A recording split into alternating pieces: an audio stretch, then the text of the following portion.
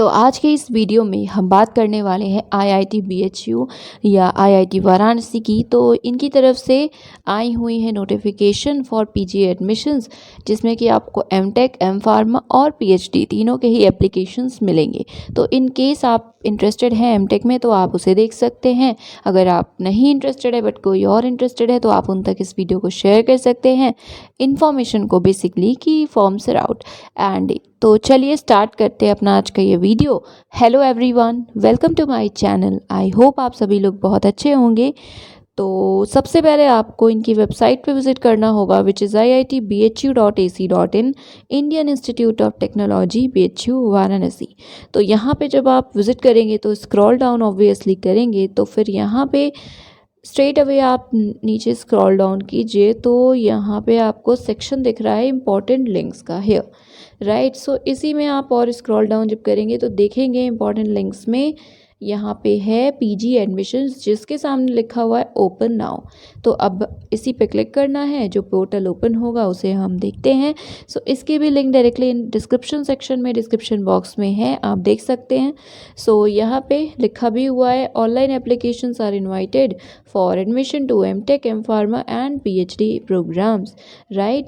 सो last date की बात करें तो यहाँ पे लिखा है कि ओपन हुआ है ये portal from 26 March 2021 and it shall be closed on 13th April 2021 17 hours, that is 5 बजे शाम को ओवर हो जाएगा। 13 अप्रैल, ठीक है, 13 अप्रैल लास्ट डेट है बेसिकली। देन यहाँ पे फीस से रिलेटेड नोटिफिकेशन या रिफंड होगा कितना वो लिखा हुआ है। Then process for getting refund, तो ये एडमिशन लेने के बाद रिफंड है, जैसे आप सपोज छोड़ रहे हैं तो उसके लिए है। और यस, तो हम यहाँ पे पहले डाउनलोड करते हैं। जैसे यहाँ पे देखिए लिखा है link to admission portal, we have shut down our old URL, so please don't use the old domain IITBHU academics.urls, ठीक है, इसे यूज़ मत कीजिएगा। हमारा जो न्यू, हमारा इन द सेंस IITBHU का जो न्यू URL है वो ये है। अभी हम इसे विजिट करते हैं and I think wait, yes, तो आई वॉज सेइंग कि आई थिंक ये जो लिंक दिया हुआ है ये सेम है, तो इसी को ओपन करते हैं क्योंकि इसी में हमें बाकी इन्फॉर्मेशंस मिलेगी। So yes, I was right. तो यहाँ पे आप देख सकते हैं ये सेम आईडी है, इसी के थ्रू अप्लाई कीजिएगा और किसी भी आईडी पे विजिट न कीजिएगा। ओल्ड वाला पोर्टल बेसिकली मत विजिट कीजिएगा। सो अगेन यहाँ पे अब आपको सारी इन्फॉर्मेशंस मिल सकती हैं या मिल जाएंगी, आप देख सकते हैं।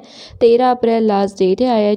IITBHU invites application MTech, M pharma and PhD and information brochures आप यहाँ से डाउनलोड कर सकते हैं। इन्फॉर्मेशन ब्रोशर और इंस्ट्रक्शंस देख सकते हैं आप। कोई भी इशू होता है तो यहाँ पे दी हुई है ID which is help.admission@iitbhu.ac.in, please आप इनसे कॉन्टैक्ट करिएगा, मेल कीजिएगा। और यहाँ पे लेटेस्ट अपडेट्स एंड अनाउंसमेंट का सेक्शन है, आप इसे पढ़ सकते हैं। और यस, तो ये कुछ इन्फॉर्मेशंस थी। आपको कोई क्वेरी हो तो आप इन्हें मेल कीजिएगा। कॉन्टैक्ट मतलब शायद कांटेक्ट ना कर पाएँ आप थ्रू कॉल, तो प्लीज़ मेल कीजिएगा। एल्स आप कंसर्न डिपार्टमेंट्स के आईडीज़ पे भी मेल कर सकते हैं, उनके HOD को या कोऑर्डिनेटर्स को, राइट। तो वो प्रोग्राम से रिलेटेड होगी जो उन्हें कीजिएगा, बट जो जनरल क्वेरी है वो आप इस आईडी पे करेंगे विच इज़ help.admission@iitbhu.ac.in। यहाँ पे रजिस्ट्रेशन से रिलेटेड आपके पूरे प्रोसेस दिए हुए हैं, इंस्ट्रक्शंस एट अ ग्लांस। तो स्टेप 1 इज़ रजिस्टर करना है आपको, स्टेप 2 इज़ लॉगिन कीजिए। सैम्पल आप यहाँ पे क्लिक हेयर पे क्लिक करके देख सकते हैं। अभी हम देखते हैं, वेट। देन प्रोग्राम सेलेक्ट करना है, फिर पर्सनल इन्फॉर्मेशन भरनी है and you have to upload your photograph and signature. Then आपको ये COAP रजिस्ट्रेशन नंबर को फिल करना है। एंड अगर अभी तक आपने COAP पोर्टल पे रजिस्टर नहीं किया है तो यहाँ पे क्लिक है पे क्लिक करके उसे कर लीजिए। ऊपर आपने देखा होगा अगर, तो उसी से रिलेटेड इन्फो थी।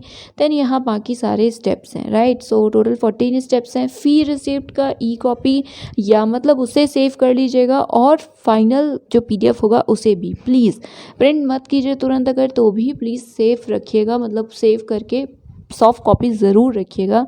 इंटरव्यू के time you have to submit that. Then यहाँ पे और कुछ इन्फॉर्मेशंस हैं, स्टेप बाय स्टेप सारी चीज़ें मेंशन है। तो आई होप कि कोई इशू आपको नहीं होगा। अगर आप पढ़ लेंगे सारी चीज़ें अच्छे से और ध्यान से, ठीक है। हार्ड कॉपीज़ आपको नहीं भेजनी है, तो इसे ध्यान रखिएगा। शॉर्ट लिस्ट कैंडिडेट्स मतलब लिस्ट आएगी उनकी, एंड देन आपको टेस्ट या इंटरव्यू देना होगा। एंड यस, तो यहाँ पे शॉर्ट लिस्ट होंगे तो उससे रिलेटेड कुछ इंस्ट्रक्शंस है। अब हम इंफॉर्मेशन ब्रोशर देखते हैं, उससे पहले एक बार सैम्पल पेपर नहीं, जो सैम्पल फॉर्म था हम उसे ओपन करते हैं। तो यहाँ पे क्लिक हियर करना है, तो क्लिक हियर करते हैं।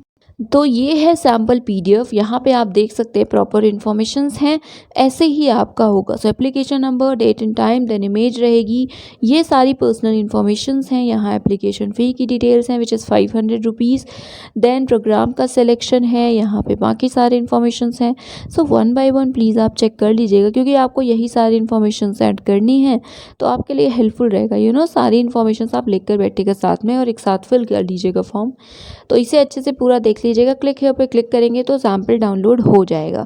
अब ओपन करते हैं हम इन्फॉर्मेशन ब्रोशर। तो ये है इन्फॉर्मेशन ब्रोशर। यहाँ पे पहले तो बाकी सारी इन्फॉर्मेशन हैं, आप उसे पढ़िएगा ज़रूर। देन लास्ट में एनेक्सोर्स में अच्छे से एलिजिबिलिटी और एरियाज़ मेंशन है, तो हम उसी के थ्रू देखेंगे। फिलहाल जो इंपॉर्टेंट इन्फॉर्मेशन यहाँ पे हैं उसे भी देखते हैं। ये प्रॉपर एमटेक एम फार्मा के जो प्रोग्राम्स हैं उनसे रिलेटेड यहाँ पे इंफॉर्मेशंस हैं, असिस्टेंस कैटेगरी, ये सारी चीज़ें। तो प्लीज़ आप इसे पढ़ लीजिए in case you are interested. Then यहाँ सेकंड है पीएचडी प्रोग्राम। सो ये हमारे लिए इम्पॉर्टेंट है, हम इसे देखेंगे। सो सबसे पहले तो 4 कैटेगरीज़ हैं, आप इनमें से किन्हीं 4 कैटेगरीज़ में से किसी में भी अप्लाई कर सकते हैं, ठीक है। आपको रजिस्ट्रेशन के टाइम सेलेक्ट करना होगा, राइट। अब इसके बाद यहाँ पे सबसे पहले है 2A full time regular registration category है, जिसमें जो क्वालिफिकेशंस अभी हम देखेंगे वो होनी चाहिए, ठीक है, मार्क्स वगैरह की। एंड एलाइड सब्जेक्ट में भी हो सकती है, जैसे डिसिप्लिन, कोई कंसर्न डिसिप्लिन है उसमें, या फिर किसी एक एलाइड एरिया या डिसिप्लिन में। और जो लिस्ट है एलाइड एरियाज़ की वो टेबल 2 के A एंड B में दी हुई है, तो हम उसे भी देखेंगे, ठीक है।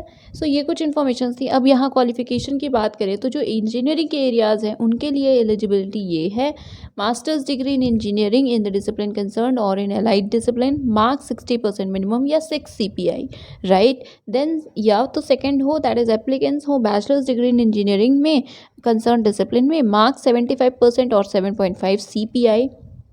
उसके अलावा अगर आपके पास 2 इयर्स का एक्सपीरियंस है, प्रोफेशनल एक्सपीरियंस 2 या उससे ज़्यादा इयर्स का, ठीक है, with more than 2 years of experience, आपके लिए जो रिक्वायरमेंट है वो 70% और 7 CPI की होगी, राइट। देन उसके बाद यहाँ पे है, एक बार अच्छे से आप अपनी तरफ से भी पढ़ लीजिएगा, ठीक है। C है कि आप अगर मास्टर्स डिग्री इन साइंस या राइट डिसिप्लिन में है, MSc वगैरह, तब आप क्या कर सकते हैं। तब आपकी कंडीशंस क्या हैं। सबसे पहले है अ मिनिमम ऑफ 65% मार्क्स, तो मास्टर्स लेवल पे 65% मार्क्स हो या 6.5 CPI हो, एंड बैचलर्स लेवल पे 60% मार्क्स हो और 6 CPI हो, राइट। फार्मेसी की बात करते हैं। एप्लीकेंट्स जिनके पास मास्टर्स डिग्री है फार्मेसी की या एलाइड डिसिप्लिन की वो एलिजिबल हैं, 60% मार्क्स हैं तो, ठीक है, या 6 CPI मास्टर्स डिग्री लेवल पे, राइट। उसके अलावा बैचलर्स डिग्री के लिए क्या है, 75% या 7.5 CPI। अगेन 2 साल से ज़्यादा का अगर प्रोफेशनल एक्सपीरियंस है तो 70% और 7 CPI, ठीक है। देन PhD इन साइंसेस, जिसमें मास्टर्स डिग्री इन साइंस हो रिलेटेड डिसिप्लिन में, मार्क्स कितने होने चाहिए, 60% मार्क्स हो या 6 CPI हो। 4 इयर्स वाला बैचलर्स डिग्री है अगर साइंस में, तब आपकी कंडीशंस हैं 75% मार्क्स और 7 CPI, और 2 ईयर से ज़्यादा का एक्सपीरियंस हो तो सेम वही चीज़ें हैं। देन ह्यूमैनिटीज़ या ह्यूमैनिस्टिक स्टडीज़ में मास्टर्स डिग्री में आपके मार्क्स 60% होने चाहिए। तो अर्लियर हमने देखा था बाकी IITs में it was 55%, but here it is 60%, right. CPI 6 हो या 60% मार्क्स हो क्वालिफाइंग डिग्री में। एप्लीकेंट जिनके पास मास्टर्स डिग्री इन साइंस है, ठीक है, ये था masters degree in relevant subject या एलाइड सब्जेक्ट, बट ये है MSc है अगर आप उससे रिलेटेड किसी सब्जेक्ट में, एलाइड सब्जेक्ट में, तो आपके पास 6 CPI या 60% मार्क्स सेम है, ठीक है। बैचलर्स डिग्री इन इंजीनियरिंग वाले जो कैंडिडेट्स हैं 4 ईयर प्रोग्राम वाले, उनके लिए it is 75% marks and 7.5 CPI, right. And अगर 2 साल से ज़्यादा का एक्सपीरियंस हो तो same 70% and 7 CPI। Right. Then interdisciplinary programmes भी हैं यहाँ पे, सिस्टम्स इंजीनियरिंग में, इंडस्ट्रियल मैनेजमेंट में और बायोकेमिकल इंजीनियरिंग में। उनमें अगर आप इंटरेस्टेड हैं तो यहाँ पे रही आपकी क्वालिफिकेशंस। बैचलर्स या मास्टर्स डिग्री होनी चाहिए किसी ब्रांच में, 60% मार्क्स होने चाहिए मास्टर्स में। बैचलर्स वालों के लिए 75% मार्क्स या 7.5 CPI। इंडस्ट्रियल में भी सेम है। देन बायोमेडिकल या बायोकेमिकल इंजीनियरिंग, इन सब में भी सेम है, ठीक है। तो एक बार आप पढ़ भी लीजिएगा, वैसे है सेम। देन फाइनेंशियल असिस्टेंस, तो फेलोशिप जो है वो मिलेगी, ठीक है, to the students admitted to PhD programmes under full time regular registration category. और कंडीशन है कि such students must have qualified GATE या GPAT, ठीक है। इंजीनियरिंग से रिलेटेड जितने ब्रांचेस हैं, this is for that. Then second में है कि अगर आप ह्यूमैनिस्टिक स्टडीज़ में एडमिशन ले रहे हैं, एडमिशन हुआ है और आप फुल कैटेगरी वाले कैंडिडेट हैं, तो भी आपको इंस्टीट्यूट की जो असिस्टेंटशिप है वो मिलेगी। कंडीशन क्या है, गेट, GPAT या UGC या CSIR का नेट LS क्वालिफाइड हो आप, ठीक है। JRF नहीं है इसमें, नेट LS वाले भी एलिजिबल हैं। फर्दर कंडीशन है, पहले सुन लीजिए।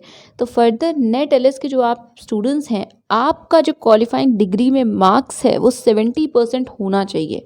मतलब आपके मास्टर्स डिग्री में जो मार्क्स हैं वो 70% होंगे, तब आपको मिलेगी, ठीक है।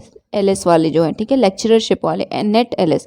गेट वालों को मिलेगा, नो इश्यूज़, बट हाँ अगर सिर्फ नेट LS हैं आप, तो आपके मास्टर्स में 70% से ज़्यादा मार्क्स होंगे तब मिलेगा।